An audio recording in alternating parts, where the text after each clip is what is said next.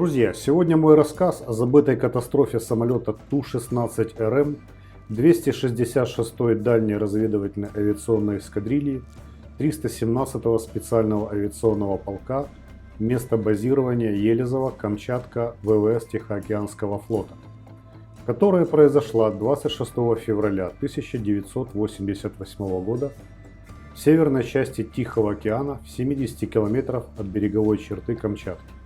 Командир корабля капитан Ефремов. Как всегда, немного истории. Самолет Ту-16 – двухмоторный реактивный тяжелый советский многоцелевой самолет, который получил по модификации НАТО название «Барсук». За годы выпуска были разработаны и построены более полусотни модификаций самолета.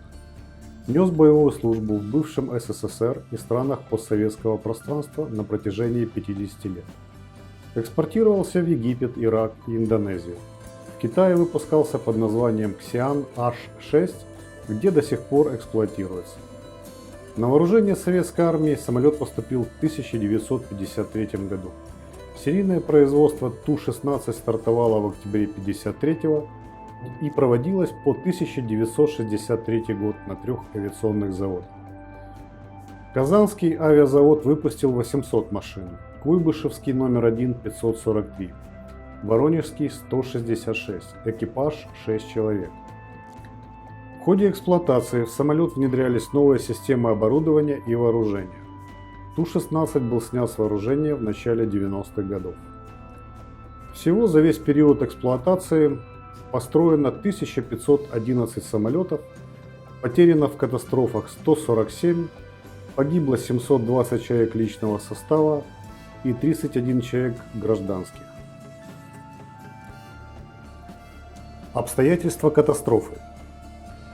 26 февраля 1988 года экипаж капитана Ефремова выполнял специальный полет на обеспечение ЛТУ полка.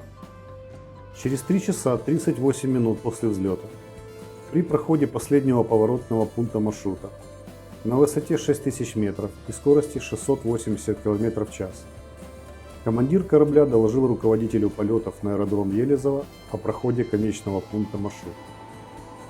Руководитель полетов подполковник Семенов дал экипажу курс 220 в расчетную точку и разрешил снижение до высоты 4800.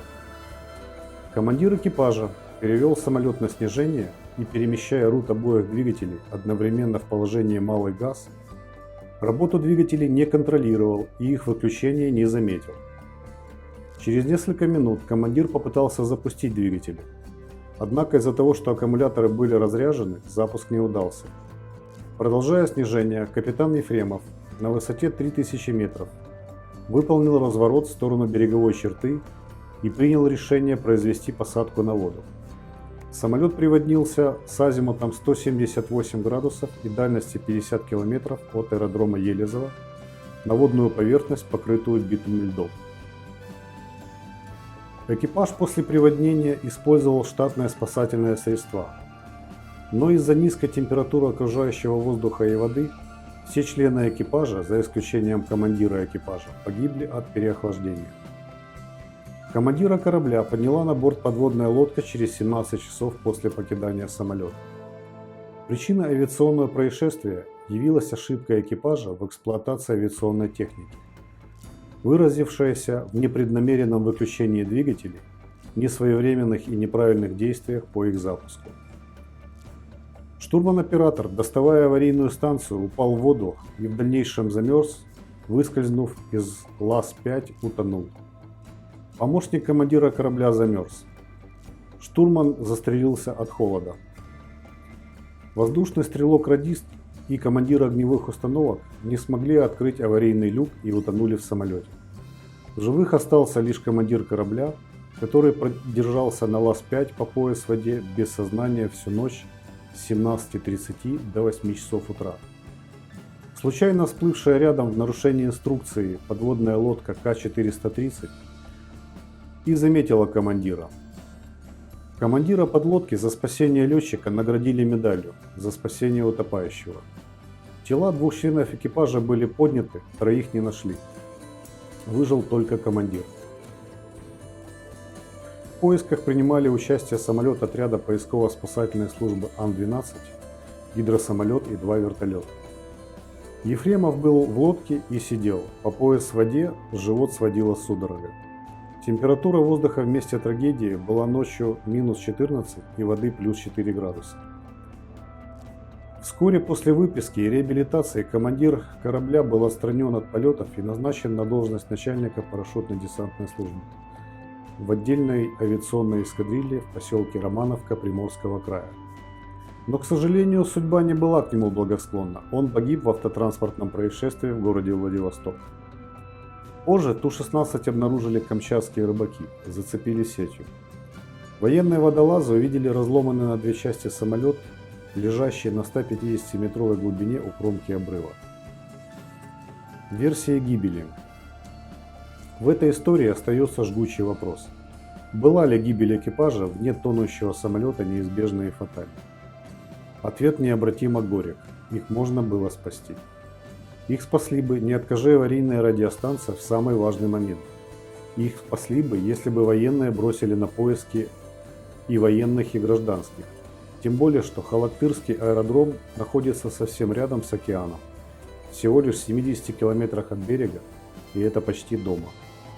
Вызывает недоумение, что самолет Ту-16 с подвешенным спасательным катером «Фрегат» так и не задействовали. Что же такое аварийный радиопередатчик, которым пользовался экипаж? Это чудо было неправильно сконструировано. Чтобы соединить аварийный приемопередатчик с батареей питания, надо закатать на разъемах шнура тугую резиновую манжету, стащить пластмассовый колпачок, что в условиях низких температур руками сделать невозможно, и приходится помогать зубами. Затем надо точно совместить штырьки с гнездами, снова надвинуть герметизирующую манжету, нажать две тугие кнопки, надвинув на них фиксатор. Интересно, чем оправдывают выпуск этого заведомо непригодного для экстремальных ситуаций радиоустройства его создателя? Думаю, что вряд ли с тех пор улучшились спасательные средства и средства связи экипажей самолетов и подлодок. Хотя самолеты сейчас так часто не летают, как раньше. Катастрофы не происходят случайно. Им всегда предшествует цепь фатальных событий. Друзья, берегите себя на земле, на воде и в небе.